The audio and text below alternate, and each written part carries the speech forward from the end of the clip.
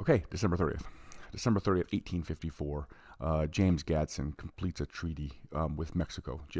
Gadsden was the ambassador to Mexico, and so he finished up this treaty that settled some of the disputes between the treaty that had ended the Mexican-American War, and it also allowed for the purchase of some land. The land that was purchased basically became part of southern Arizona and New Mexico, so it completed those two states along the southern border as we know them today. The original idea was we'd buy much more of the property from Mexico, but the Mexican people wouldn't have it, and they weren't even happy with him selling the president selling off the amount of land he did sell to us. So this is considered one of probably the biggest accomplishment of the Franklin Pierce administration.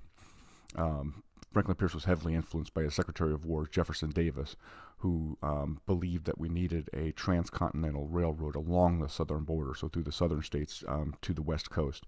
And of course, any purchase of land brought in controversies of whether or not slavery would be allowed in the new territory or not. This was never settled in the Franklin Pierce administration.